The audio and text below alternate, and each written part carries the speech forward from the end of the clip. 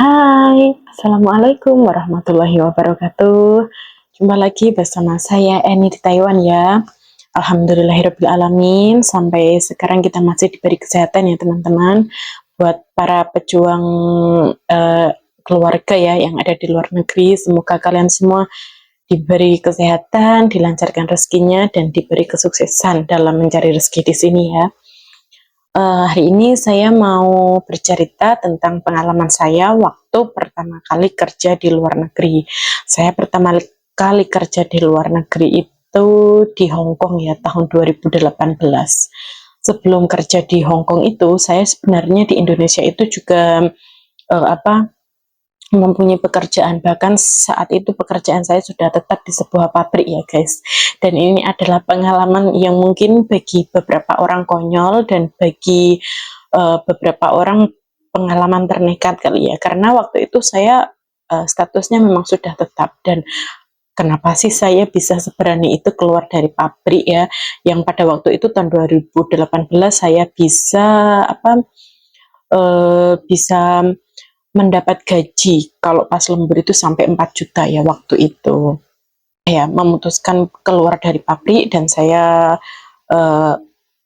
mendaftarlah ke sebuah PT ya di dekat daerah saya aja. Terus saya di PT itu sekitar 4 bulanan ya, saya terbang ke Hong Kong.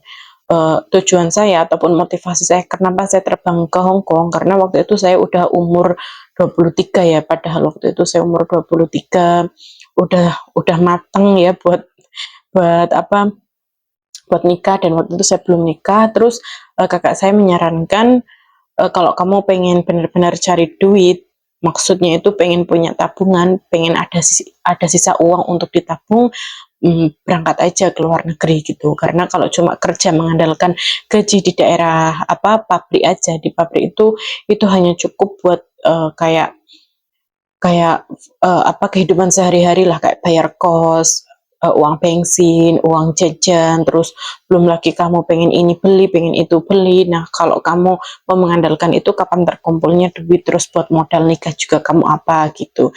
Nah, akhirnya saya uh, keluar dari pabrik dan memutuskan untuk bekerja ke Hong Kong. Pada waktu itu ibu saya itu udah mencegah ya, karena ibu saya itu udah paling paham kan, ibaratnya udah 10 tahun kerja di Arab Saudi, udah paham banget kerja pertekawuan itu seperti apa, nggak enaknya ikut majikan itu seperti apa. Tapi karena saya orangnya ngeyel ya, saya itu saya itu kekeh ya sama pendirian, dan akhirnya saya terbang. Tapi ya saya tetap ngerayu izin dari beliau, nggak apa-apa mak, nggak apa-apa gitu kan, kayak memastikan aja gitu, memantapkan hati ibu saya biar memberi restu gitu. Pas waktu pertama kali sampai di majikan, enggak, pertama itu kaget banget karena saya nggak pernah kerja sebagai ART, terus nggak pernah juga kerja merantau, paling jauh ya di Semarang ya, karena saya orang Kendal, jadi dekat gitu termasuknya Semarang. Terus saya langsung merantau ke luar negeri gitu, belum tahu kehidupan ART itu kayak gimana, apalagi yang di luar negeri itu gimana, itu belum tahu.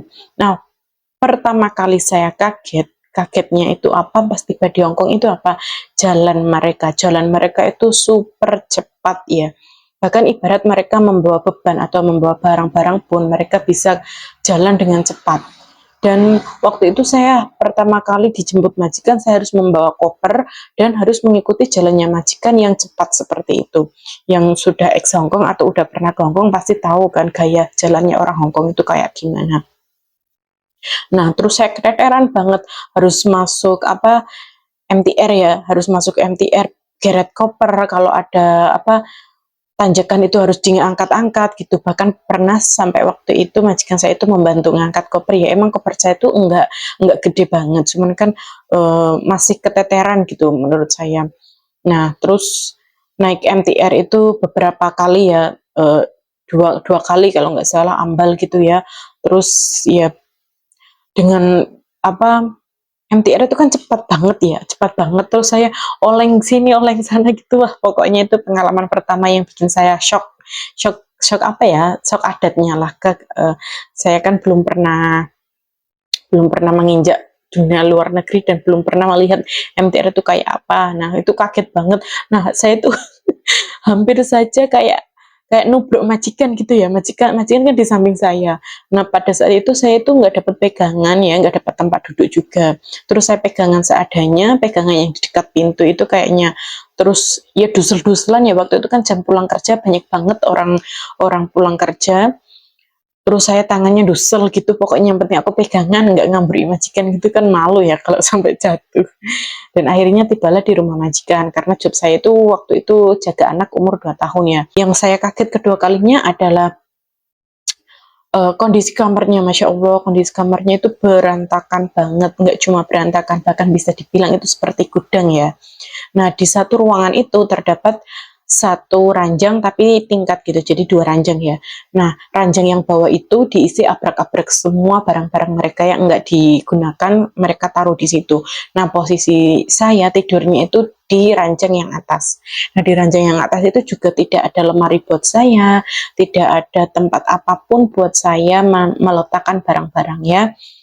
Terus pas tiba di waktu itu, saya itu datangnya pas musim dingin. Nah, itu hal yang membuat saya, apa ya, mentalnya tuh terkuras habis banget di situ.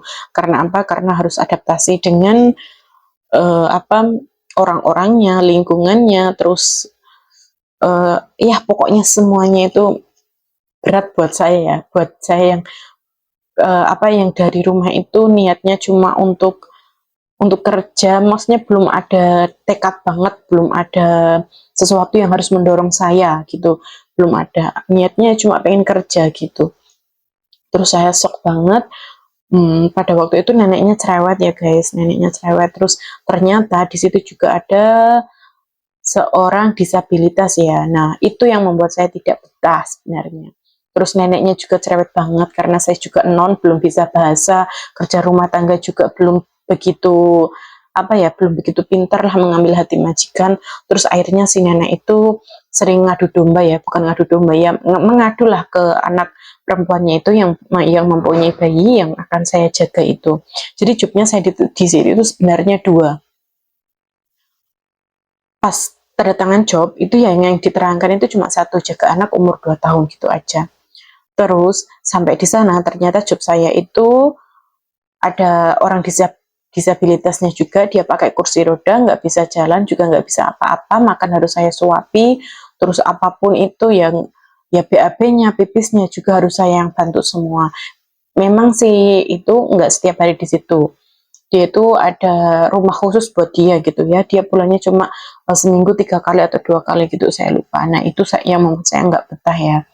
Terus tempat tidur saya pas waktu itu kan berantakan banget. Pas musim dingin saya tiba di situ, saya itu tidurnya pintu nggak boleh ditutup, jendela juga nggak boleh ditutup. Jadi saya kedinginan banget. Posisi saya kan tidurnya di apa, di ranjang atas, terus jendelanya juga kebuka. Jadi setiap malam itu dingin. Terus kalau misalkan nenek nggak lihat, terkadang jendelanya juga saya tutup gitu. Terus sampai tetangga sebelah itu kedengeran kalau nenek lagi marah-marah, karena nenek itu kalau marah suah kenceng banget ya. Sebenarnya saya juga dikerjakan di dua rumah ya, di rumah neneknya terus sama di rumah majikan saya ini yang punya anak umur 2 tahun ini.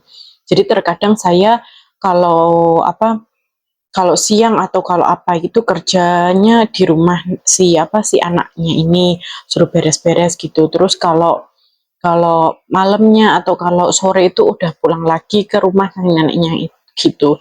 Jadi ya seperti itu, seperti dikerjakan di dua rumah. Jadi saya sering lapor ya ke agensi minta solusi gimana, terus agensi bilang iya nanti saya laporin ke majikan kamu. Dia bantu ngomong ke majikan gitu.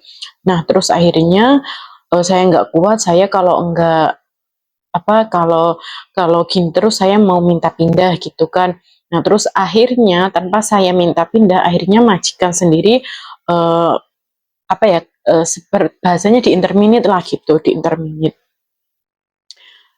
Jadi di interminate itu saya mendapatkan gaji saya, terus mendapatkan 1 kali gaji lagi yang free ya, itu sebagai kayak ganti ruginya atau apalah, pokoknya dapat 2 kali gaji. Jadi gaji yang belum dibayar sama gaji cuma-cumanya itu.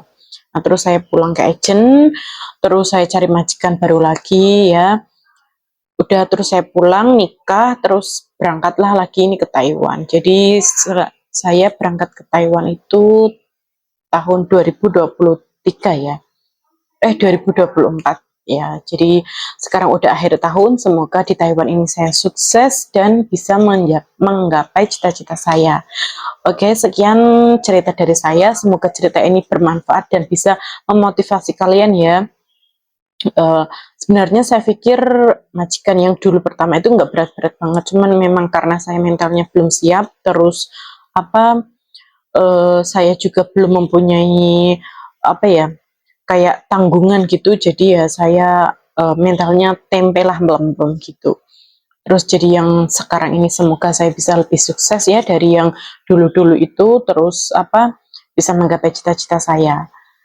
Semoga kalian yang bekerja di luar negeri juga diberi kesuksesan sampai finish kontrak ya, pulang dengan sehat dan kumpul bersama lagi dengan keluarga. Oke, terima kasih yang sudah menonton video saya. Jangan lupa like, komen, dan subscribe ya. Terima kasih. Wassalamualaikum warahmatullahi wabarakatuh.